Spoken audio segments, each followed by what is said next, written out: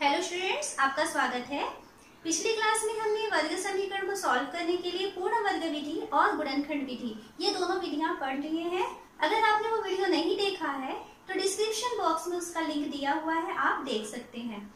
आज हम एक नया विधि पढ़ेंगे जिसे श्रीधराचार्य या सूत्र विधि कहते हैं। वर्ग समीकरण का फॉर्म होता है ax² + bx + c = 0। x² के गुणांक को a, x के गुणांक को b और अचर पद को यदि हम c कहें तब हमारे पास सूत्र विधि के लिए फॉर्मूला होता है x = -b ± -√b² - 4ac/2a। इस फॉर्मूले से हम किसी भी टाइप के वर्ग समीकरण को आसानी से सॉल्व कर सकते हैं। जब हम गुणनखंड विधि पढ़े हुए थे तो गुणनखंड विधि में आप केवल ऐसे ही वर्ग समीकरण सॉल्व कर पा रहे थे जिसके मध्य पदों को आप तोड़ सकते थे, और जब आप पूर्ण वर्ग विधि पढ़े तो पूर्ण वर्ग विधि में भी सभी क्वेश्चन हम सॉल्व नहीं कर पाते, और श्रीधराचार्य सूत्र की सहायता से हम सभी प्रकार के वर्ग समीकरण को सॉल्व कर सकते हैं। तो एक एग्जांपल लेते हैं और देखते हैं कि इसमें किस तरीके से क्वेश्चन सॉल्व किया जाता है। क्वेश्चन दिया हुआ है 6x² + x - 2 = 0। अब इससे हम श्रीधराचार्य फॉर्मूले से सॉल्व करना चाहते हैं। तो पहला स्टेप है कि आपको जो समीकरण दिया हुआ है उसे आप इस समीकरण, जिसे हम मानक समीकरण कहते हैं, इससे हम तुलना करते हैं। तो हमें क्या करना है, ax² + bx + c = 0 से तुलना करने पर देखिए यहाँ x² के साथ a आया हुआ है और यहाँ x² के साथ 6 है, तो इसका मतलब है कि a की वैल्यू 6 हो गई। x का कोफिशिएंट यहाँ b है और यहाँ x के साथ कुछ भी नहीं दिखाई दे रहा, मतलब * 1 1 का गुणा है, तो हमें पता चल रहा है कि b की वैल्यू 1 है। और कांस्टेंट टर्म जो अचल संख्या है c, यहाँ पे देखिए अचल संख्या की वैल्यू -2।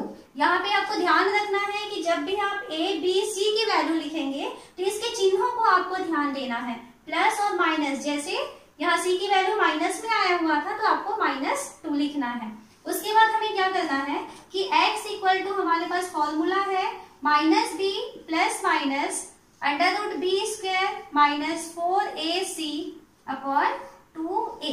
इसमें आपको वैल्यू रखना है।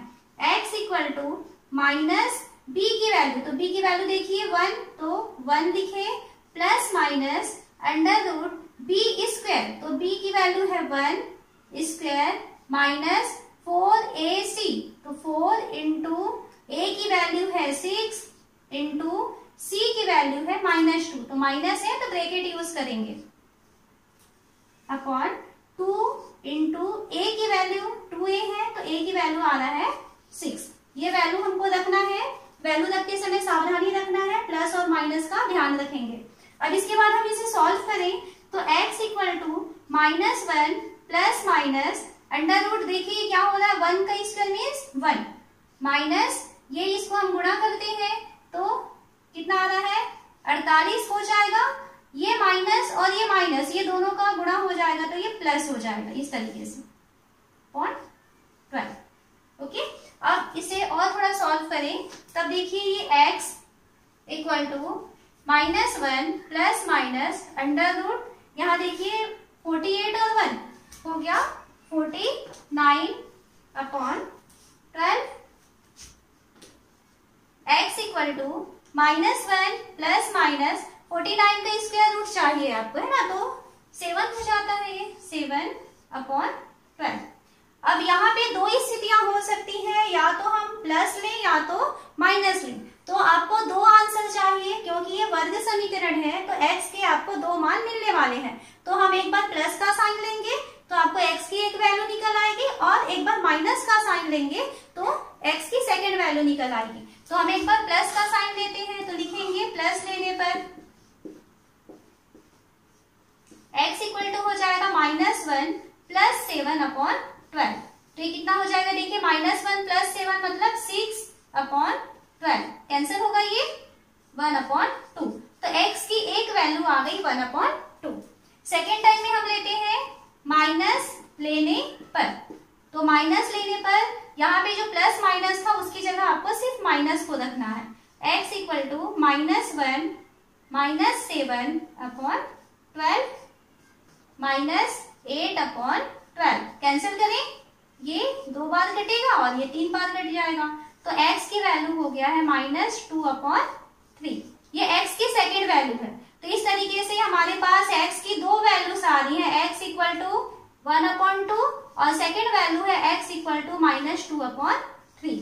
एक और क्वेश्चन लेते हैं हम, 4 - 11x = 3x²। अब हमें इसे सूत्र विधि से सॉल्व करना है, तो सबसे पहले तो आप समीकरण को जमाइए कि पहले x की घात 2 वाला पद होना चाहिए। तो ये काम करते हैं, इस पूरी संख्या को इधर ट्रांसफर कर देते हैं। तो यहाँ पे 3x² है, -11x उधर जाएगा, तो क्योंकि ये बराबर को क्रॉस करके जा रहा है, पक्षांतर हो रहा है, तो ये +11 हो जाएगा, और +4 है उसका पक्षांतर करेंगे तो ये -4 = 0। तो इस तरीके से हमारा समीकरण जो है वो बदल चुका है। अब समीकरण को हम तुलना करेंगे, ax² + bx + c = 0 से तुलना करें।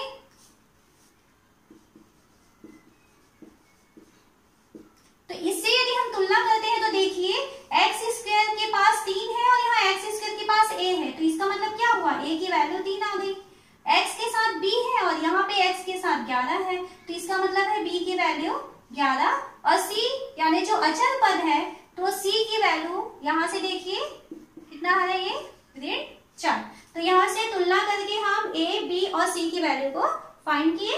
अब उसके बाद हमारे पास फॉर्मूला है x = -b ± √b² - 4ac/2a। ये हो गया x = -b, तो -b की जगह हमें लिखना है 11 √b²। तो देखिए ये क्या हो जाएगा, 11 का स्क्वायर हो गया, -4 × a × c, तो a की जगह है 3 और c की जगह है -4, माइनस है तो ब्रैकेट यूज करेंगे, अपॉन 2 × a की जगह है 3। तो x = -11 ± अब इसको सॉल्व करते हैं अंदर को, तो 11 का स्क्वायर 121 माइनस ये मल्टीप्लाई हो रही है तीनों संख्याएं, तो यहाँ पे देखिए 2 बार माइनस का निशान है जिसको हमको मल्टीप्लाई करना है, तो माइनस और माइनस का मल्टीप्लीकेशन प्लस, तो इसे हम गुणा करते हैं।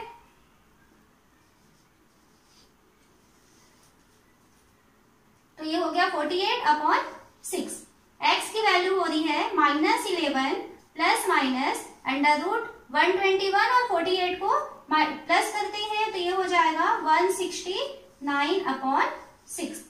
169 किसका वर्ग होता है, ये 13 का। x = -11 ± 13 है ना, 13 का स्क्वायर 169 होता है, तो हम इसकी जगह 13 लिख सकते हैं अपॉन 6। अब देखिए दो सिचुएशन हो सकती है आपके पास, या तो आप एक बार प्लस ले लें या सेकेंड टाइम में आप उसको माइनस ले लें। तो हम एक बार क्या कर देंगे, प्लस लेने पर क्या हो जाएगा, x की वैल्यू -11 + 13/6। तो x की वैल्यू हो गई -11 + 13 की वैल्यू कितनी हो जाएगी, 2/6। कैंसिल करें इसे तो 1/3। ये x की एक वैल्यू मिल चुकी है आपको। सेकेंड हम माइनस का निशान लेते हैं, तो माइनस लेने पर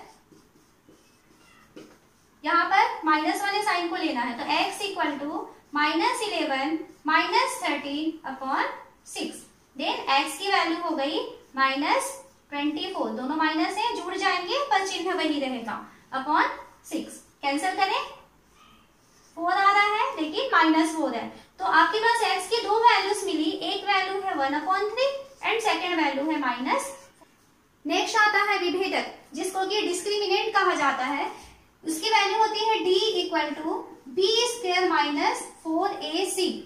ये वास्तव में वर्ग समीकरण के मूल की प्रकृति को डिसाइड करता है कि उसके मूल किस तरीके से प्राप्त होने वाले हैं। जैसे जब हम फॉर्मूला लिखे हुए थे, तो ध्यान दीजिए फॉर्मूला हम लिखे थे x = -b ± -b² - 4ac/2a। यहाँ से यदि हम सोचें तो अगर b² - 4ac की वैल्यू एक धनात्मक संख्या आ जाती है, तब हमारे पास यदि धनात्मक संख्या आई हुई है देन उसका वर्गमूल आप निकाल सकते हैं और एक वास्तविक संख्या ही आपको प्राप्त होने वाली है। तो देखिए जो d है जिसकी वैल्यू b² माइनस 4ac होता है, इसकी वैल्यू यदि धनात्मक आ जाती है मतलब ग्रेटर देन 0 आ गया, तब उस स्थिति में क्योंकि धनात्मक संख्या का वर्गमूल ज्ञात हो सकता है तब हम कहेंगे कि मूल वास्तविक होते हैं। और साथ ही साथ क्योंकि हम एक बार प्लस का निशान लेने वाले हैं और एक बार माइनस का निशान लेने वाले हैं, तो दोनों बार कुछ जोड़ें और कुछ घटाएं, तो दोनों बार हमें दो अलग अलग वैल्यूज मिलने वाली है। तो इस कारण से मूल वास्तविक तो होते हैं और साथ ही साथ वो अलग अलग होते हैं, दो अलग अलग वैल्यूज हमें मिलती है यहाँ पे।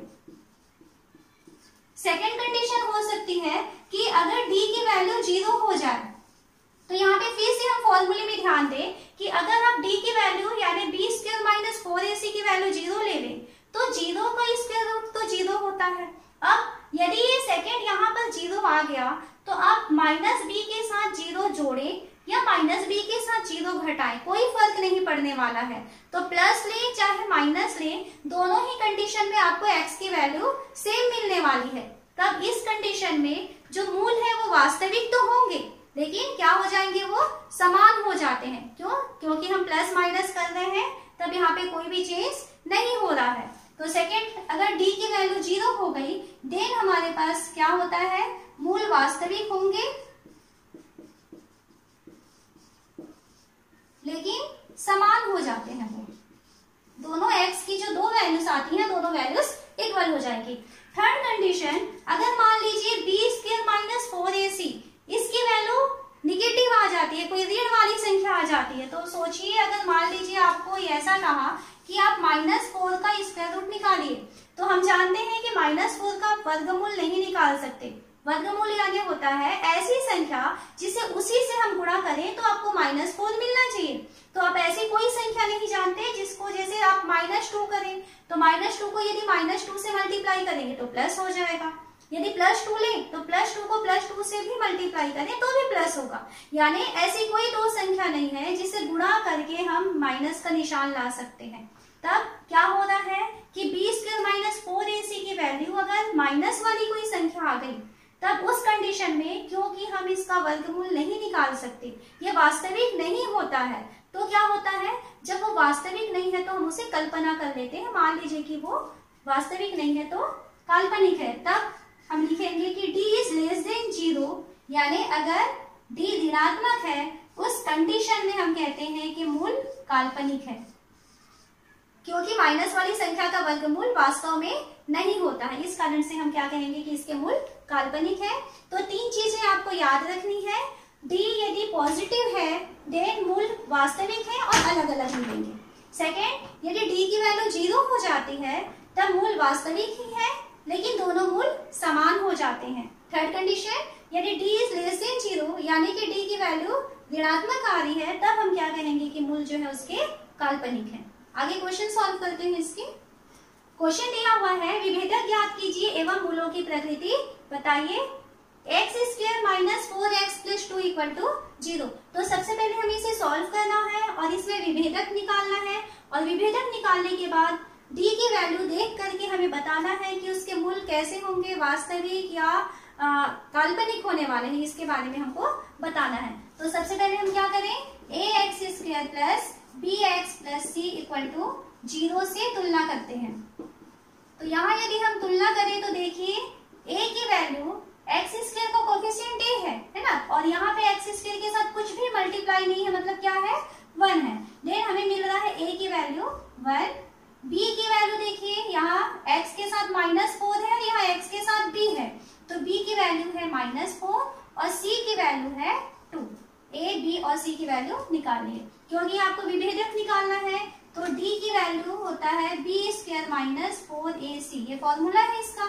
वैल्यू रखिए d इक्वल टू b², तो b की जगह -4 का स्क्वायर, ब्रैकेट यूज करेंगे, -4 इंटू a इंटू c, तो a की जगह 1 और c की जगह 2।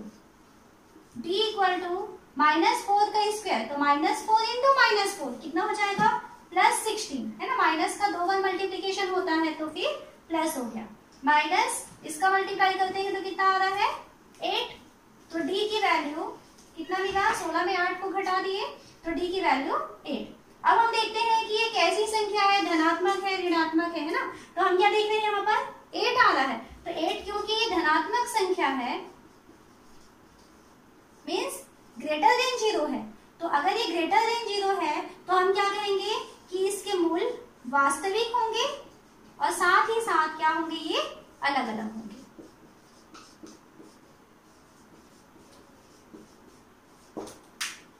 क्वेश्चन में आपको अगर विभेदक ज्ञात करना है और मूलों की प्रकृति बताना है तो प्रोसेस क्या है इसका कि आप सबसे पहले उस समीकरण का ax² plus bx plus c equal to 0 से तुलना करेंगे। तुलना करने के बाद यहाँ से a, b और c की वैल्यू निकालेंगे।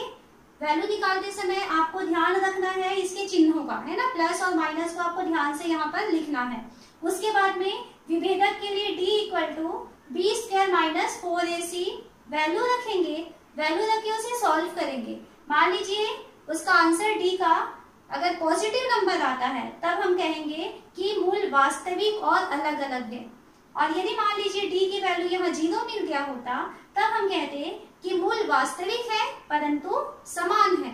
एंड यदि डी की वैल्यू कोई ऋणात्मक संख्या आई होती तब हम कहते कि मूल काल्पनिक होंगे। तो इस तरीके से हम सिर्फ डी की सहायता से मूलों की प्रकृति को ज्ञात कर सकते हैं। नेक्स्ट में क्वेश्चन दिया हुआ है के किस मान के लिए दिए गए समीकरण के मूल वास्तविक तथा समान होंगे। फर्स्ट इसमें क्वेश्चन है 2x² माइनस 10x प्लस के इक्वल टू 0। तो इसके मूल के लिए आप के की वैल्यू ऐसा क्या रखें कि ये जो इक्वेशन है इसके मूल वास्तविक और समान हो जाए। तो पहला काम है कि हम इसे ax² plus bx plus c equal to 0 से तुलना करें। तो यहाँ यदि हम तुलना करते हैं तो देखिए यहाँ पे a की वैल्यू आपको मिल रहा है 2, सेकेंड b की वैल्यू -10 एंड c यानी जो अचर पद है उसकी वैल्यू आपको मिल रहा है k। तो इस तरीके से हम a, b और c की वैल्यू को निकाल लिए। यहाँ हमें इसमें कहता है k का क्या मान रखें कि मूल वास्तविक हो और समान हो। तो मूल वास्तविक व समान होंगे यदि d की वैल्यू 0 के इक्वल हो जाए। तो d की वैल्यू 0 हो जाए मीन्स यहाँ पे आप d का फॉर्मूला रखें तो d की वैल्यू है b² माइनस 4ac, इसकी वैल्यू हो जाना चाहिए 0। वैल्यू रखें यहाँ से तो b की जगह है -10 का स्क्वायर माइनस 4 इंटू a और c की वैल्यू, तो a की वैल्यू 2 और c की वैल्यू है k, इसकी वैल्यू हमें चाहिए 0। तो -10 का स्क्वायर तो माइनस का स्क्वायर प्लस और 10 का स्क्वायर हो गया 100 माइनस 8k इक्वल टू 0। अब आपको किसकी वैल्यू चाहिए, k की वैल्यू। तो k की वैल्यू अलग चाहिए तो आप इसे पक्षांतर करें तो 8k की वैल्यू हो गया -100, दोनों तरफ से माइनस कैंसिल हो गया तो k की वैल्यू हो गया 100/8। इसको कैंसिल कर सकते हैं और ये 4 से कैंसिल होगा तो कितना आ रहा है k की वैल्यू 25/2। तो k का मान यदि हम 25/2 रख दें तब हमें यहाँ पर इस समीकरण के मूल जो है वो वास्तविक और समान मिल जाएंगे। सेकेंड हम और एक क्वेश्चन लेते हैं kx² plus 4x plus 1 equal to 0। अब इसमें कहता है कि इस k की वैल्यू ऐसा क्या रख दें कि इस इक्वेशन के मूल वास्तविक और समान हो जाए। तो अभी इसमें भी वही प्रोसेस है कि आप इसे ax² plus bx plus c equal to 0 से तुलना करेंगे और यहाँ से a, b और c की वैल्यू फाइंड करेंगे। तो देखिए यहाँ पे a की वैल्यू आ रहा है k, b की वैल्यू 4 और c की वैल्यू 1। a, b, c की वैल्यू निकल गई। अब हमें क्योंकि मूल वास्तविक और समान कहता है तो हमारे पास कंडीशन है मूल वास्तविक व समान होते हैं यदि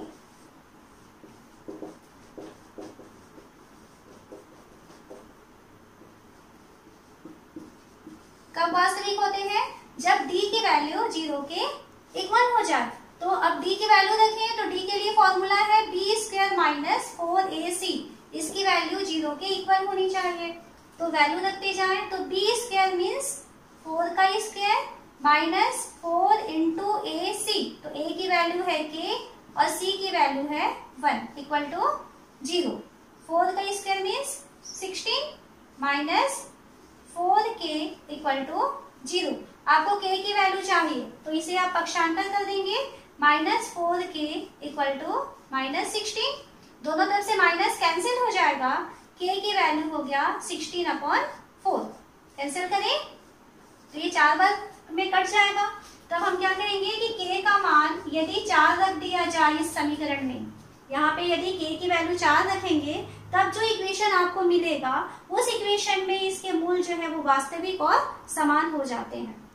क्वेश्चन दिया हुआ है, एक व्यक्ति और उसके पुत्र की आयु का योग 45 वर्ष है।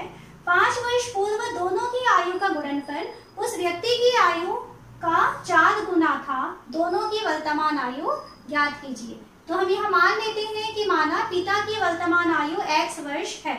अब पुत्र की आयु हमें चाहिए, वो भी हमें x के टर्म्स में चाहिए। तो देखें कैसे करते हैं। माना पिता की वर्तमान आयु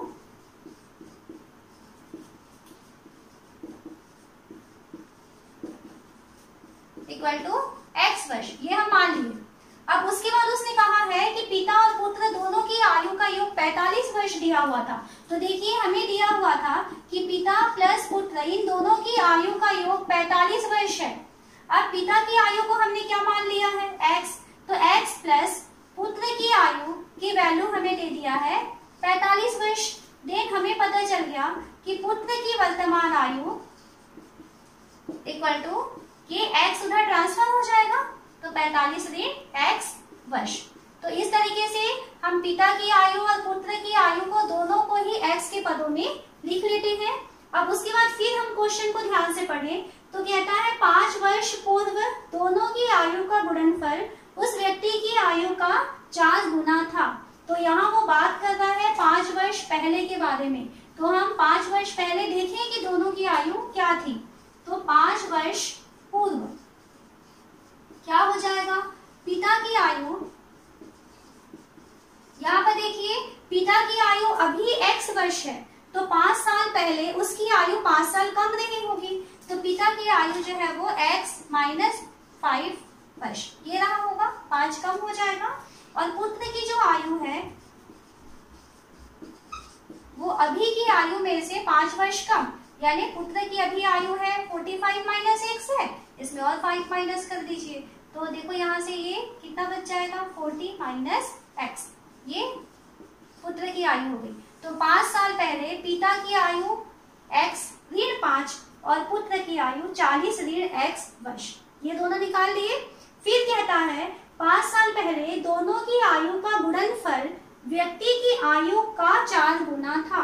तो 5 साल पहले पिता की आयु और पुत्र की आयु है ना, तो पिता की आयु और पुत्र की आयु का गुणनफल, तो दोनों को गुणा किए, व्यक्ति की आयु यानी पिता की आयु का 4 गुना था। तो 4 गुना था किसका, पिता का।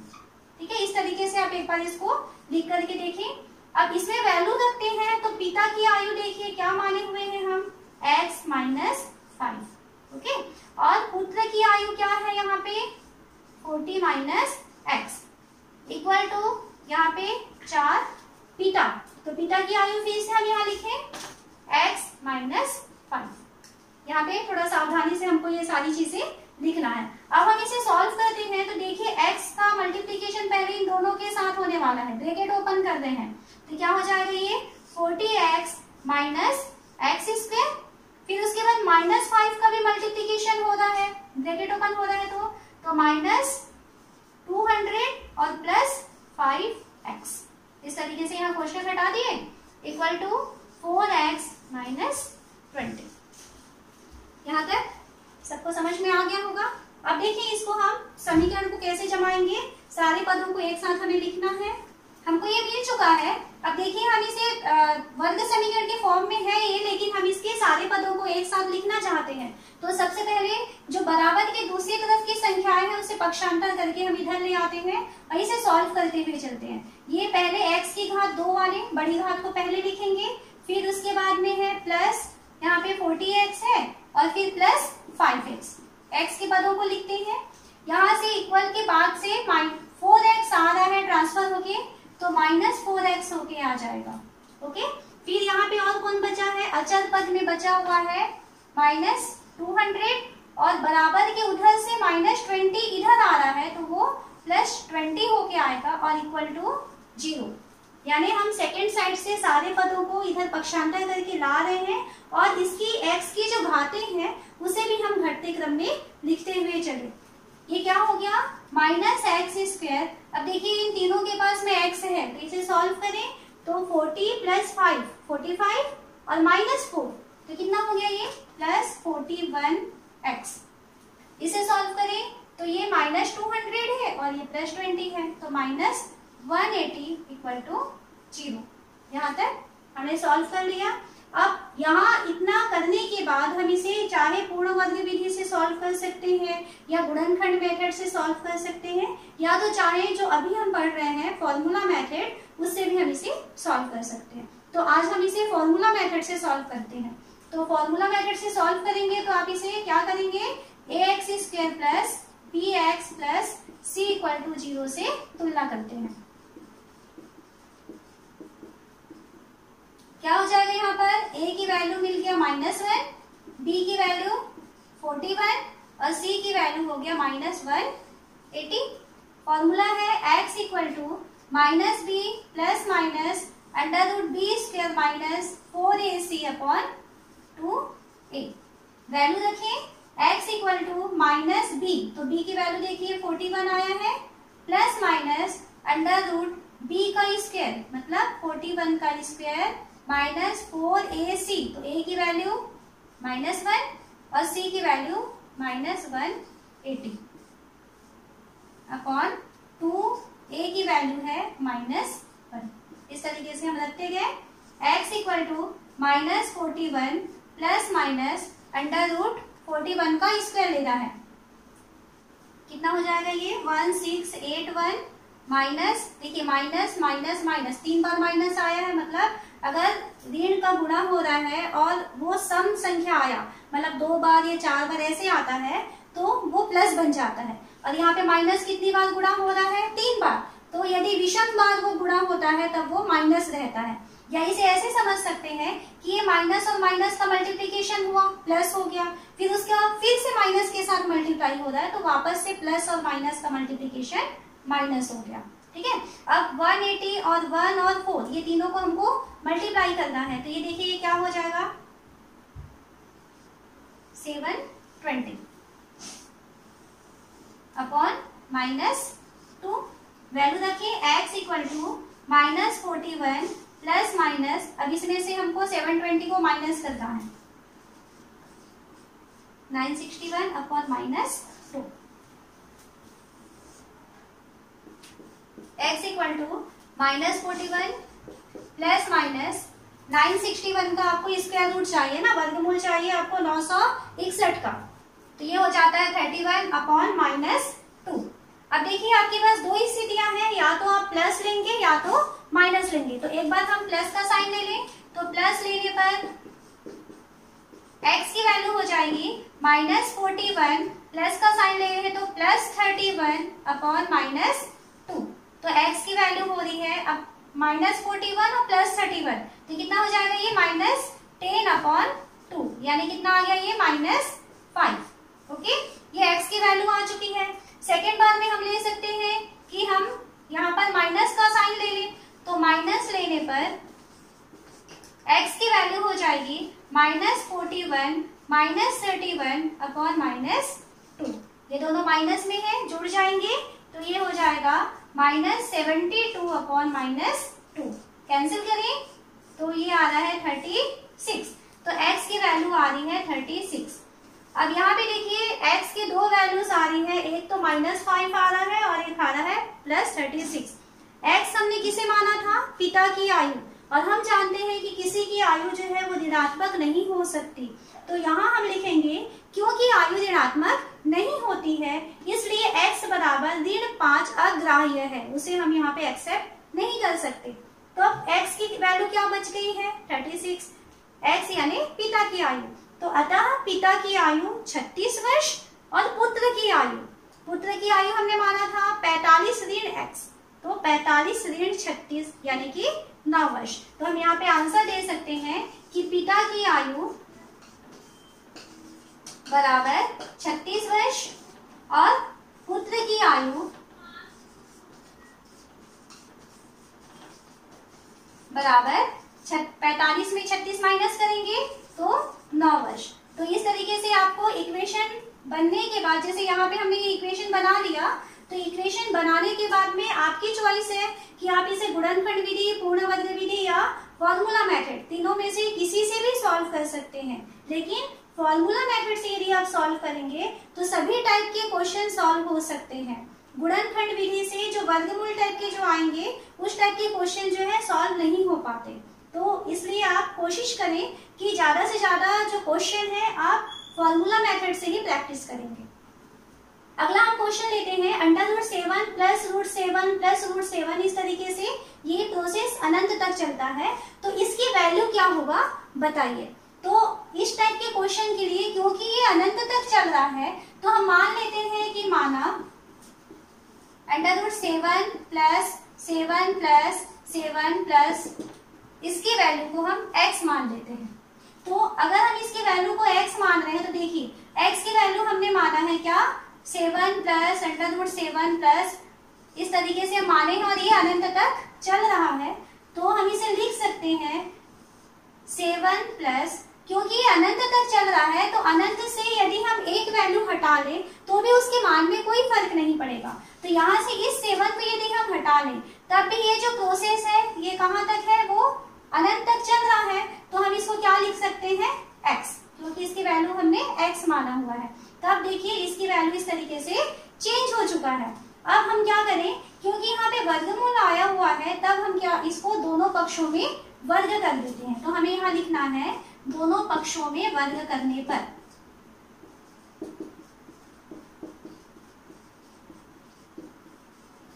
यहाँ देखिए x का वर्ग इधर कर दिए और यहाँ पे ये 7 + x दिया हुआ था, इसका भी हमने यहाँ पे वर्ग लगा दिया, तो ये x² हो गया।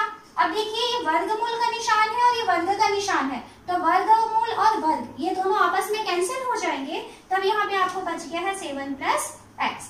अब हमें क्योंकि बराबर के दूसरे पक्ष में 0 बचाना है, तो आप इसे पक्षांतर करके इधर ले आए, तो ये x² घटते क्रम में लाएंगे, यानी इसके बाद x को लिखना है, तो -x -7 = 0। अब ये वर्ग समीकरण में बदल चुका है। इसके बाद आप किसी भी मेथड से सॉल्व कर सकते हैं। हम इसे आज सूत्र विधि से सॉल्व करेंगे। तो सूत्र विधि से सॉल्व करने के लिए इसे ax² + bx + c = 0 से हम तुलना करें।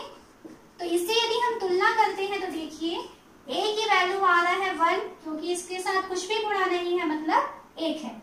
यहाँ पर b की वैल्यू हम देखें तो x के साथ माइनस का निशान है, तो माइनस तो रहेगा और कुछ भी गुणा नहीं है, मतलब क्या गुणा है 1, तो -1 आ गया। और c की वैल्यू -7। a, b और c ये तीनों वैल्यूज निकल चुके हैं। हमें x की वैल्यू चाहिए, देन x = होता है -b + √b² - 4ac/2a। वैल्यू रखते हैं x - b की वैल्यू देखिए -1 है, तो फिर से माइनस है तो ब्रैकेट यूज करेंगे। ये माइनस फॉर्मूले से आया है और b की वैल्यू भी माइनस में था, इसलिए हम उसको ब्रैकेट के साथ लिखेंगे। प्लस √b² मतलब -1 का स्क्वायर -4 इंटू a और c की वैल्यू, तो a की वैल्यू 1 और c की वैल्यू -7, तो 1 और इंटू -7 ब्रैकेट यूज करना है अपॉन 2 इंटू a की वैल्यू है 1। x = माइनस और माइनस का मल्टीप्लाई हो रहा है, तो ये प्लस हो गया, तो +1 प्लस माइनस √, देखिए यहाँ पे -1 का स्क्वायर, तो ये +1 हो जाएगा। मल्टीप्लाई कर रहे हैं 4, 1 और 7 को, तो 28 आया और माइनस और माइनस 2 बार मल्टीप्लीकेशन हो रहा है, तो वो प्लस का निशान हो गया अपॉन 2। तो x की वैल्यू आ रही है 1 प्लस माइनस √29/2, ये x की वैल्यू आई हुई है। अब क्योंकि 29 का स्क्वायर रूट हम नहीं निकाल सकते हैं, इसलिए इसको ऐसा ही रहने देंगे। अब हमारे पास दो सिचुएशन है, या तो हम प्लस का निशान ले लें, तो प्लस लेने पर x की वैल्यू हो जाएगी 1 प्लस √29/2, ये एक आंसर हो गया। और सेकंड हम ले सकते हैं माइनस, तो माइनस लेने पर x की वैल्यू हो जाएगी 1 - 29, तो 1 - √29/2, ये सेकंड आंसर हो गया। तो इस तरीके से आप फॉर्मूला मेथड से बहुत आसानी से वर्ग समीकरण को सॉल्व कर सकते हैं।